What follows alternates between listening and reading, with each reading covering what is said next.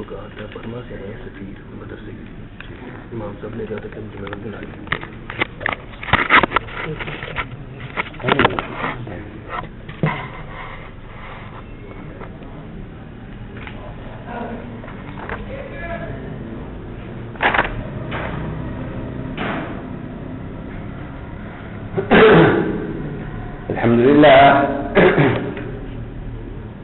الحمد لله نحمده ونستعينه ونستغفره ونؤمن به ونتوكل عليه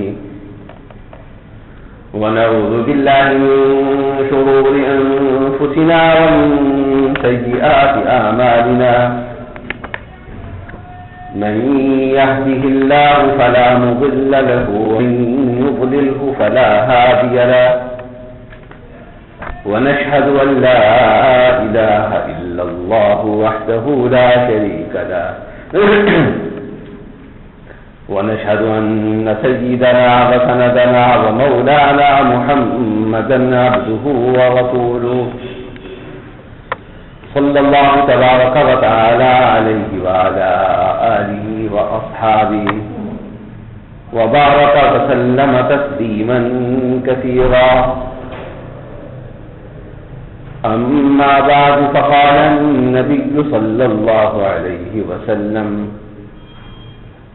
اللهم إني أسألك فعل الخيرات وترك المنكرات وحب المساكين، إلى آخر ما قال النبي صلى الله عليه وسلم.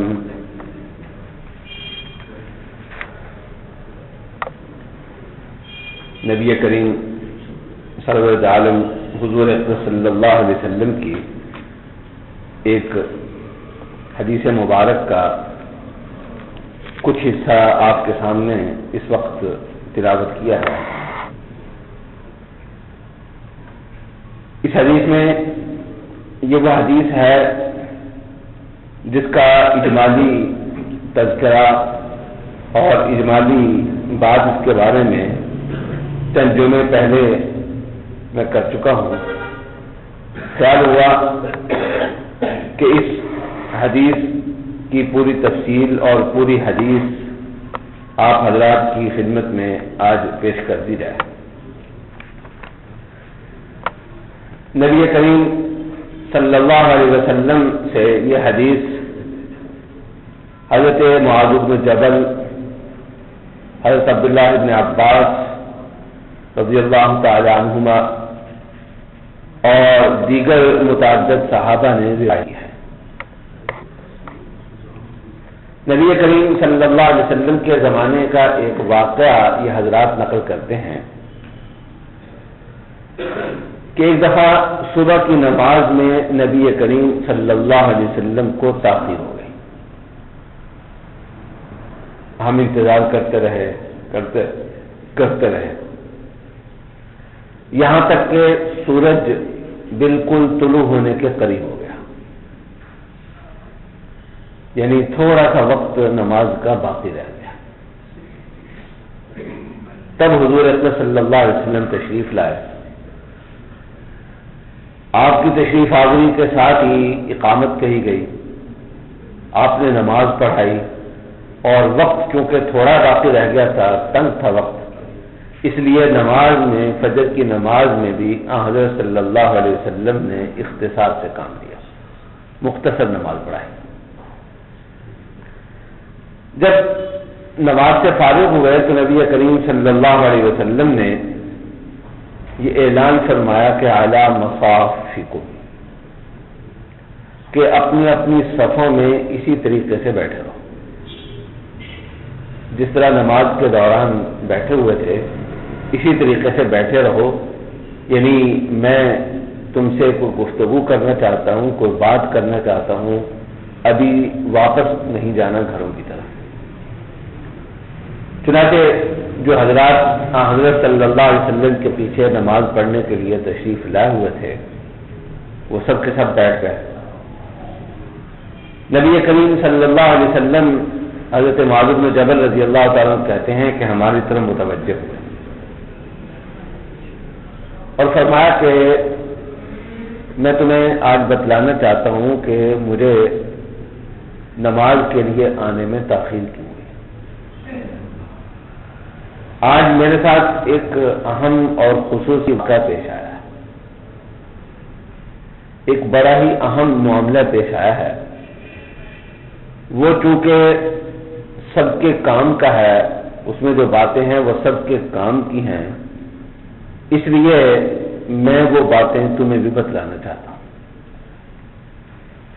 اس حدیث کے آخر میں ترمذی شریف کی روایت میں یہ لفظ بھی آتے ہیں کہ رسول اللہ صلی اللہ علیہ وسلم نے ارشاد فرمایا کہ انہا حق فادرسوها وتعلموها، کہ یہ باتیں جو اس واقعے میں کہی گئی ہیں یہ برحق ہیں، بڑے کام کی باتیں ہیں، اس لیے ان کو یاد رکھو اور ان کو سیکھو، کیونکہ رسول اللہ صلی اللہ علیہ وسلم نے حکم دیا ہے ان باتوں کو سیکھنے کا، ان باتوں کو معلوم کرنے کا۔ اس لیے خیال ہوا کہ آج اسی واقعے پر گفتگو کر لی جائے۔ نبی کریم صلی اللہ علیہ وسلم فرماتے ہیں کہ آج رات کے آخری حصے میں حسب معمول میں اللہ کی عبادت کرنے کے لیے، تہجد کے لیے، صلاۃ اللیل کے لیے اٹھا۔ میں نے وضو کیا اور جتنی اللہ تعالیٰ نے مجھے توفیق عطا فرمائی نماز پڑھی، جیسا کہ حضرت صلی اللہ علیہ وسلم کا ہر رات کا معمول تھا۔ لیکن نماز کے دوران مجھے اونگ آنے لگی اور آہستہ آہستہ یہ اونگ گہری ہو گئی۔ یہاں پہلی بات یہ ذہن میں رکھنی چاہیے کہ نیند یا اونگ ایک وہ ہوتی ہے جو انسان کے جسمانی اور اعصابی نظام کے تقاضے کے تحت انسان کو محسوس ہوتی ہے۔ جب انسان کے اعصاب تھک جاتے ہیں، انسان کا دماغ کا کچھ حصہ کام کرتے کرتے تھک جاتا ہے، جب انسان کا جسم تھکاوٹ محسوس کرتا ہے تو انسان کا جی چاہتا ہے کہ میں تھوڑی دیر کے لیے اپنے جسم کی اس مشین کے کام کو بند کر دوں یا تھوڑی دیر کے لیے اس کے کام کو کم کر دوں اور نیند کے ذریعے کچھ آرام حاصل کریں۔ یہ تقریباً ہر جاندار چیز کو نیند آتی ہے، کسی کے کم، کسی کو زیادہ۔ کچھ جاندار ایسے ہیں جو لیٹ کر سوتے ہیں، کچھ بیٹھے بیٹھے ہی اپنی نیند پوری کر لیتے ہیں۔ یہ جسمانی، اعصابی اور دماغی نظام کا ایک حصہ ہے، یہ عام نوعیت کی نیند ہے۔ لیکن ایک مخصوص نیند ہوتی ہے جو انسان کے جسمانی عوارض میں سے نہیں ہوتی، انسان کے اعصابی نظام کا حصہ نہیں ہوتی، بلکہ اللہ جل جلالہ کی طرف سے خصوصی طور پر مسلط کی جاتی ہے، کسی حکمت کے تحت، کسی بڑے مقصد کے تحت۔ مثال کے طور پر غزوہ احد میں جب صحابہ کو بہت زیادہ پریشانی لاحق ہوئی تو قرآن کریم یہ کہتا ہے کہ ثم انزل علیکم من بعد الغم امنۃ نعاسا یغشی طائفۃ منکم۔ یہ غلطی سے میرے منہ سے نکل گیا، یہ غزوہ بدر کا واقعہ ہے۔ بڑی فکر مندی تھی کہ مسلمانوں کی تعداد بہت تھوڑی ہے اور مقابلے میں آنے والا لشکر بہت بڑا ہے، کیسے مقابلہ ہوگا؟ تو اللہ تعالیٰ کہتے ہیں کہ میں نے تم پر، اللہ تعالیٰ نے تم پر ایک نیند مسلط دی، اونگ مسلط کر دی، نعاس ہے، اونگ آنے لگی۔ بخاری شریف کی روایت میں آتا ہے کہ صورتحال جو ہو گئی تھی کہ ہر ایک کے ہاتھ میں تلوار پکڑی ہوئی تھی، وہ نیچے کو جا رہی تھی اور ہر ایک کی ٹھوڑی جو ہے وہ اس کے سینے کے ساتھ لگ رہی تھی اور نیند میں دھار گئی۔ اونگ کی ایک خاص کیفیت تھی۔ یہ تھکاوٹ والی نیند نہیں تھی، یہ عام معمول کی نیند نہیں تھی، روٹین کی، بلکہ اس نیند کا ایک خاص مقصد تھا، وہ خود اللہ جل جلالہ نے بیان فرمایا، بلکہ نعاس یعنی اونگ کا تذکرہ بعد میں کیا اور مقصد کا ذکر پہلے کیا، فرمایا کہ ثم انزل علیکم من بعد الغم امنۃ نعاسا، امنۃ، یہ نیند اللہ جل جلالہ نے تم پر مسلط کی تھی تمہارے دلوں میں اطمینان پیدا کرنے کے لیے، تمہارے اوپر جو غم کا، فکر مندی کا، تشویش کا بوجھ تھا، اس بوجھ کو اتارنے کے لیے، اس بوجھ کو ہلکا کرنے کے لیے، تم پر سکینہ نازل کرنے کے لیے۔ تو میں یہ عرض کر رہا تھا کہ نیند دو طرح کی ہوتی ہے، ایک وہ نیند ہے جو عام روٹین کے مطابق انسان کے اعصابی اور دماغی نظام کے تحت انسان کو محسوس ہوتی ہے، اور ایک نیند وہ ہوتی ہے جو خصوصی طور پر کسی حکمت کے تحت اللہ جل جلالہ سے کی طرف سے مقرر کی جاتی ہے، مسلط کی جاتی ہے۔ جو عام روٹین کی نیند ہے، اس نیند میں بھی نبی اور غیر نبی میں فرق ہوتا ہے۔ ہماری اور آپ کی عام معمول کی نیند اور طرح کی ہے، نبی کو بھی عام جسمانی نظام کے تحت، دماغی نظام کے تحت جس طرح دوسرے انسانوں کو نیند آتی ہے، نبی کو بھی نیند آتی ہے، انبیاء کرام علیہ الصلوۃ والسلام بھی آرام فرماتے تھے، لیکن یہ جو روٹین کی نیند ہے، اس میں بھی ہم، آپ اور اللہ کے نبی صلی اللہ علیہ وسلم برابر نہیں ہیں، فرق ہے، بہت سارے فرق ہیں۔ مثال کے طور پر ایک فرق تو یہ ہے کہ نبی کریم صلی اللہ علیہ وسلم نے ارشاد فرمایا کہ تنام عینایا ولا ینام قلبی، کہ تم جب سوتے ہو تو تمہاری آنکھیں بھی سو جاتی ہیں، تمہارا دل بھی سو جاتا ہے۔ انسان کے سیکھنے کی، علم حاصل کرنے کی جو صلاحیت ہے، وہ نیند کے دوران مفلوج ہو جاتی ہے، تقریباً ختم ہو جاتی ہے۔ جب انسان نیند کی کیفیت میں ہوتا ہے تو علم حاصل نہیں کر سکتا۔ یہی وجہ ہے کہ اگر ایک استاد پڑھا رہا ہے اور کلاس میں سامنے طالب علم سو رہا ہو، اس کو اونگ آ رہی ہو، تو استاد کی طبیعت پر اس کا برا اثر پڑتا ہے، وہ یہ محسوس کرتا ہے کہ میری محنت ضائع ہو رہی ہے۔ کیوں؟ اس لیے کہ اس کو پتا ہے کہ نیند کے ہوتے ہوئے سیکھنے کا عمل جاری نہیں رہ سکتا، تلقی علم کا یعنی علم کو اپنے اندر جذب کرنے کا عمل جاری نہیں رہ سکتا۔ لیکن انبیاء علیہ الصلوۃ والسلام کے علم حاصل کرنے کا طریقہ بھی عام لوگوں سے مختلف ہوتا ہے، اور ان کی نیند بھی عام لوگوں سے اس حوالے سے مختلف ہوتی ہے۔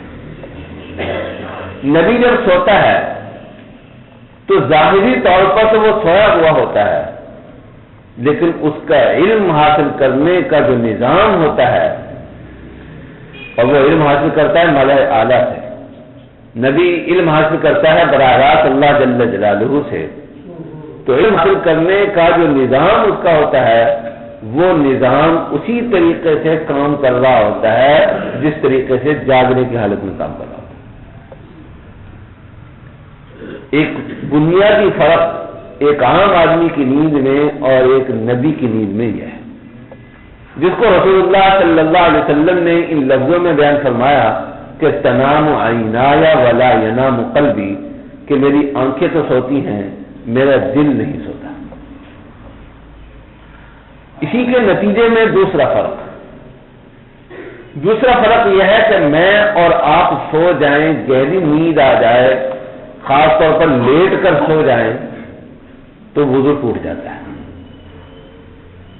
لیکن انبیاء علیہ الصلوۃ والسلام کے سونے سے، ان کی نیند سے ان کا وضو نہیں ٹوٹتا، کیونکہ ہم جب سوئے ہوئے ہوتے ہیں تو ہمیں اپنے بارے میں بھی پتہ نہیں ہوتا کہ ہم کہاں ہیں، کیا ہیں، اس لیے وضو ٹوٹ جاتا ہے. جبکہ انبیاء علیہ الصلوۃ والسلام کو صرف یہ نہیں کہ اپنے بارے میں پتہ ہوتا ہے بلکہ باہر کی دنیا سے ملائے اعلیٰ سے علم حاصل کرنے کی پوزیشن میں ہوتے ہیں, اس لیے ان کا وضو نہیں. اور اسی کے نتیجے میں تیسرا فرق یہ ہے کہ ہم جاگتے ہوئے بیداری میں جو علم حاصل کرتے ہیں وہ زیادہ مضبوط ہوتا ہے, وہ زیادہ ثقہ ہوتا ہے بنسبت اس علم کے جو خواب کے ذریعے ہم حاصل کرتے ہیں. خواب بھی علم حاصل کرنے کا ایک ذریعہ ہے. خواب کے ذریعے بھی اللہ جل جلالہ بعض باتوں کی طرف انسان کو متوجہ کرتے ہیں, اور ایسے خواب کسی کو بھی آ سکتے ہیں جس سے کسی بات کی طرف متوجہ کیا گیا ہو. لیکن خواب کی باتیں, میرے اور آپ کے خواب کی جو باتیں ہیں وہ اتنی زیادہ وزنی نہیں ہوتی ہیں. ایک چیز کو میں جاگتے ہوئے اپنی آنکھوں سے دیکھ لوں کہ یہ ہو رہا ہے تو وہ میرے لیے زیادہ یقینی ہے, اور اگر وہی کام میں خواب میں ہوتے ہوئے دیکھوں تو وہ میرے لیے اس طرح یقینی نہیں ہے. تو خواب میں, نیند کی حالت میں جو ہمارا دماغ تھوڑی بہت معلومات حاصل کرتا ہے وہ اتنی پکی نہیں ہوتی, وہ اتنی قابل اعتماد نہیں ہوتی. لیکن انبیاء علیہ الصلوۃ والسلام کا اس حوالے سے بیداری میں اور نیند میں کوئی فرق نہیں ہے. بیداری کے عالم میں جو علم ان کو حاصل ہوتا ہے, جو معلومات ان کو ملتی ہیں وہ بھی اتنی ہی مضبوط ہوتی ہیں, اور خواب کی حالت میں خواب کے ذریعے ان کو جو علم دیا جاتا ہے وہ بھی اتنا ہی مضبوط ہوتا ہے. اس لیے یہ اصول ہے کہ انبیاء علیہ الصلوۃ والسلام کا خواب بھی وحی کا ایک حصہ ہوتا ہے, اور اتنا بڑا حصہ ہوتا ہے وحی کا کہ کسی کی جان لینا, کسی کو ذبح کرنا, کسی کو قتل کرنا یہ معمولی فعل نہیں ہے, بڑا سنگین معاملہ ہے. اور پھر ذبح بھی اپنی اولاد کو کرنا یہ اس سے بھی زیادہ سنگین ہے. اگر کوئی نبی اس کام کے لیے تیار ہو جاتا ہے تو اس کا مطلب یہ ہے کہ اس کو بڑے پکے ذریعے سے پتہ چلا ہے کہ اللہ کا یہ حکم ہے. کچی پکی بات پر اتنا بڑا قدم کوئی نبی نہیں اٹھا سکتا. اور آپ جانتے ہیں کہ حضرت ابراہیم علیہ السلام نے اللہ کے حکم کی تعمیل میں اپنے اکلوتے بیٹے حضرت اسماعیل علیہ السلام کو ذبح کرنے کا ارادہ کیا, اور صرف ارادہ نہیں کیا بلکہ جتنا ان سے ہو سکتا تھا عمل بھی کیا. ہوا کیا؟ باقاعدہ جبریل علیہ السلام اللہ کا حکم لے کر ابراہیم علیہ السلام کے پاس نہیں آئے. جس طرح عام وحی آتی ہے اس طریقے سے وحی نہیں آئی, بلکہ خود بتلا رہے ہیں اپنے بیٹے کو کہ انی ارا فی المنام انی اذبحک, کہ میں خواب میں یہ دیکھتا ہوں کہ تمہیں ذبح کر رہا ہوں. یہ بھی نہیں خواب میں کہا جا رہا ہو کہ ذبح کر دو, بلکہ خواب میں یہ دیکھ رہے ہیں کہ میں تمہیں ذبح کر رہا ہوں. تو اس کو بھی اللہ کا حکم سمجھا, اور اللہ کا حکم سمجھ کر اتنے بڑے کام کے لیے ابراہیم علیہ السلام تیار ہو گئے.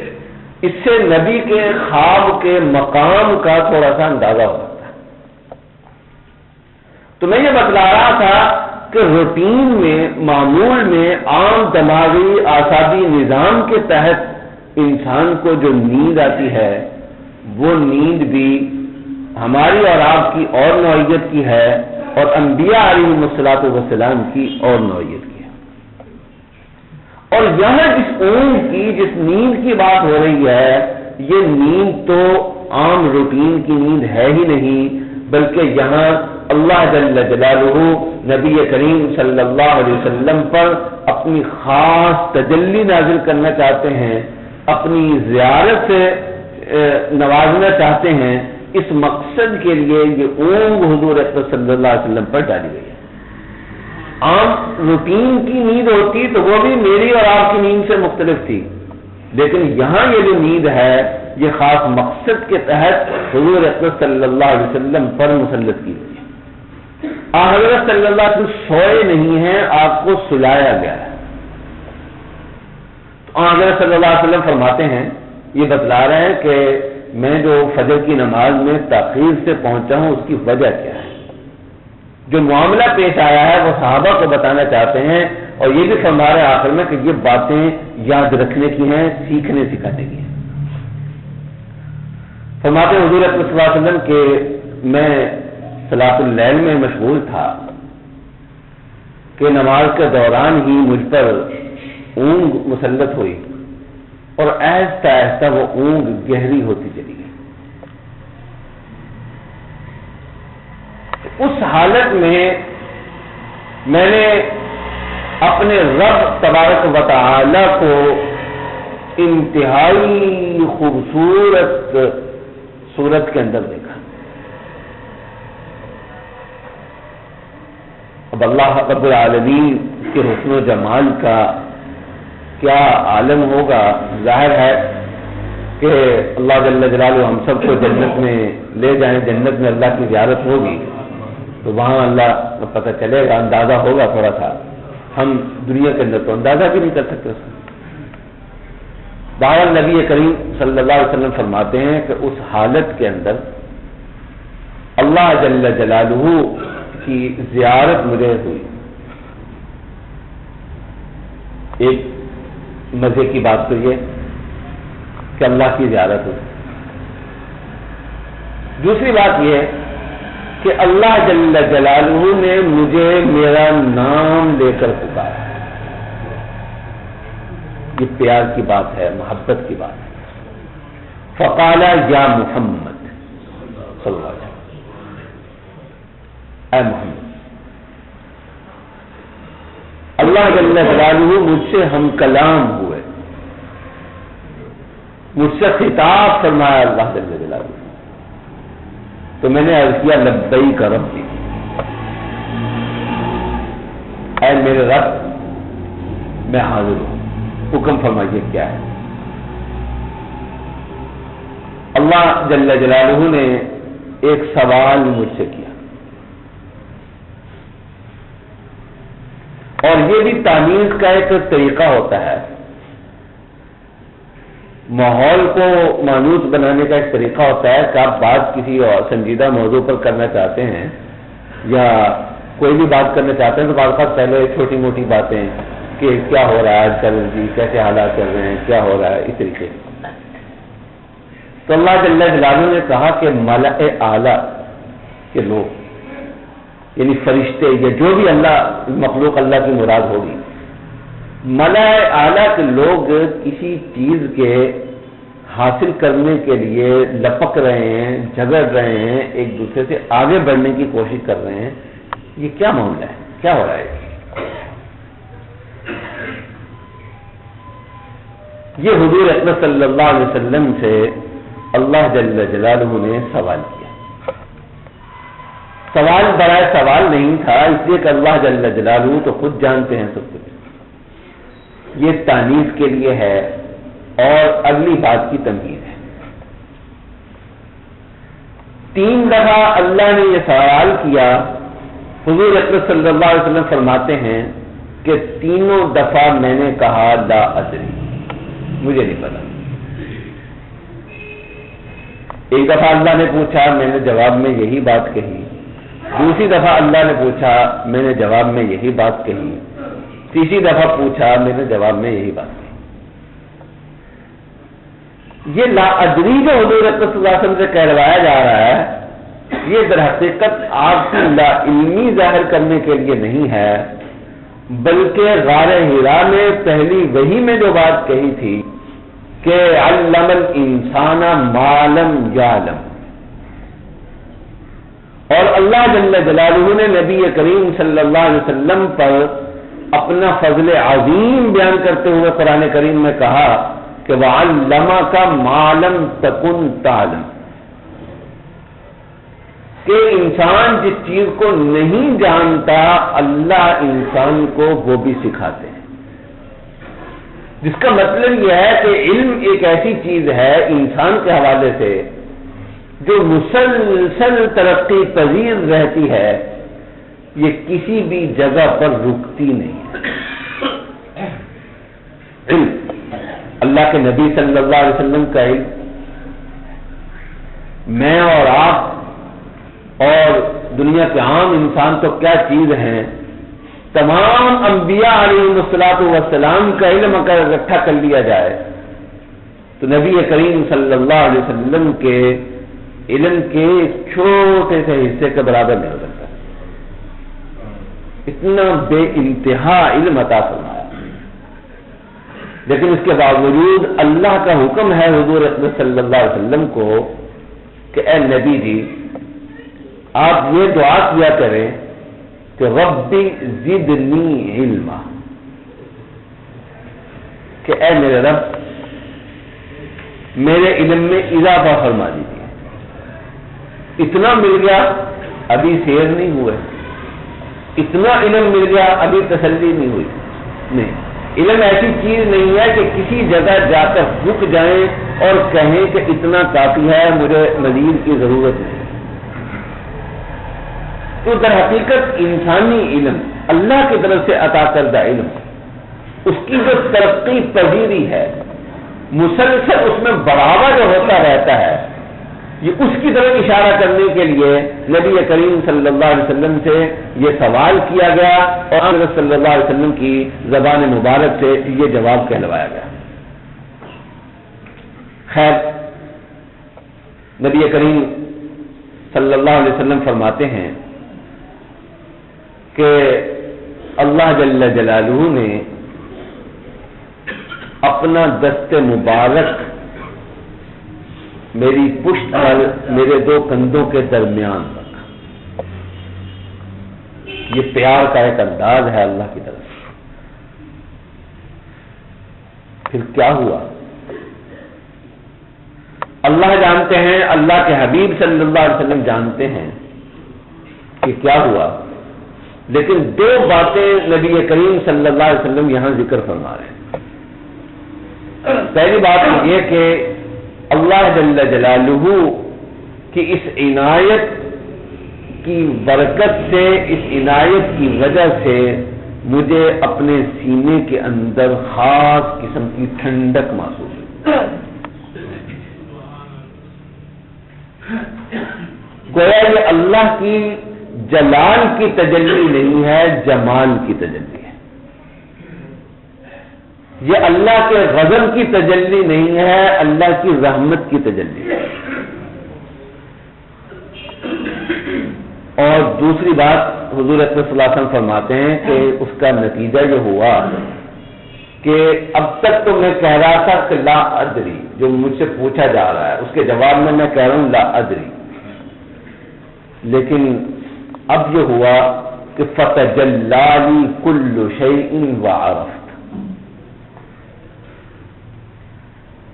کہ میرے علم میں یکدم اتنا اضافہ ہو گیا کہ سب کچھ میرے لیے منکشف ہو گیا. سب کچھ سے کیا ہو رہا ہے؟ یہ پھر وہ بات ہے جو علم دینے والا جانے، علم دینے والا جانے. میرا اور آپ کا دماغ اس قابل نہیں ہے کہ ہم اس سطح تک پہنچ سکیں، لیکن بہرحال یہ ہے کہ علم کا ایک بے تحاشا اور بہت بڑا ذخیرہ حضور اکرم صلی اللہ علیہ وسلم کی طرف منتقل ہوا. دیکھیے اس کا اندازہ آپ یہاں سے لگائیں کہ یہ تجلی شروع ہوتی ہے، یہ عمل شروع ہوتا ہے صلاۃ اللیل کے دوران، تہجد کے دوران. اور ظاہر ہے کہ نبی کریم صلی اللہ علیہ وسلم پاؤ پھوٹنے سے پہلے، صبح صادق ہونے سے پہلے تہجد ختم کر لیا کرتے تھے. تو صبح صادق سے پہلے یہ عمل شروع ہو رہا ہے اور اتنا لمبا ہوا کہ فجر کا وقت جب ختم ہونے والا تھا اس وقت نبی کریم صلی اللہ علیہ وسلم کو فراغت ہوئی. یہ روحانی دنیا کے اعتبار سے یہ معمولی وقت نہیں ہے، یہ بہت بڑا وقت ہے. اس سے کم وقت میں نبی کریم صلی اللہ علیہ وسلم کو اللہ جل جلالہ نے معراج عطا فرمائی. وہ اس سے تھوڑا وقت تھا اور یہاں اس سے بھی زیادہ وقت لگ رہا ہے. ہم جو خواب دیکھتے ہیں، خواب میں بعض اوقات بڑے لمبے لمبے واقعات ہم دیکھتے ہیں، تو خواب کے اندر تو وہ بڑے ہوتے ہیں، لیکن ماہرین بتلاتے ہیں کہ بعض اوقات وہ خواب جو ہمیں اتنا لمبا نظر آ رہا ہوتا ہے وہ چند سیکنڈ پر محیط ہوتا ہے، چند سیکنڈ کے اندر انسان دیکھ لیتا ہے. عام طور پر 20 منٹ سے لمبا خواب کوئی نہیں ہوتا.